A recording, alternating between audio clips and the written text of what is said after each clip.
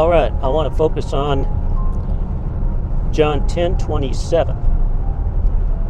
Jesus says, "My sheep hear my voice. I know them, and they follow me. I give them eternal life, and they will never perish, and no one will snatch them out of my hand.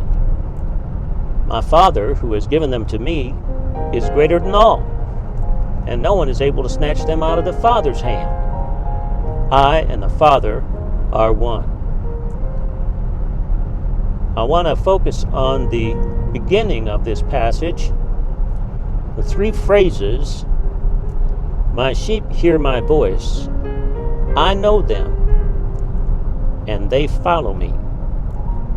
Those are three very important phrases, and the scriptures speak in depth about each one of these aspects of our relationship with Christ. My sheep hear my voice. There's another passage where he talks about the shepherd who calls his sheep by name and leads them out. Okay? So that's another place where he talks about what it means to hear my voice. Another thing that it means is in some of the conversations Jesus has with the larger crowd of his followers, when he says things like, "I am the way, the truth, and the life." And as he's speaking these truths, sometimes he's saying, "For him who has ears to hear, let him hear." Well, those who have ears to hear are hearing his voice. They're hearing the voice of God speaking into their lives, into their hearts. And that's an aspect of this phrase, "My sheep hear my voice."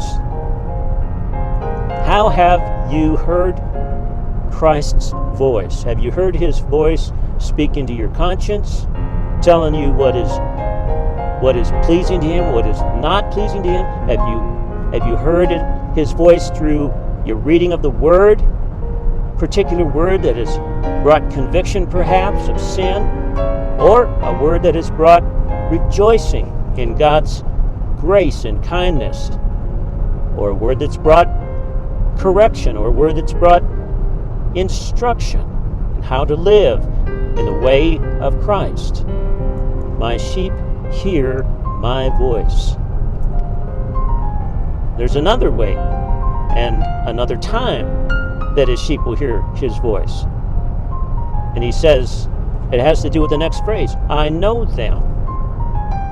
I know them. Jesus knows his sheep. Remember, the shepherd calls them out by name. Jesus knows his sheep. There will be many who, in the day of judgment, will say, "Lord, Lord, didn't we prophesy in your name and do great things in your name?" And he'll say, "I never knew you. Be gone."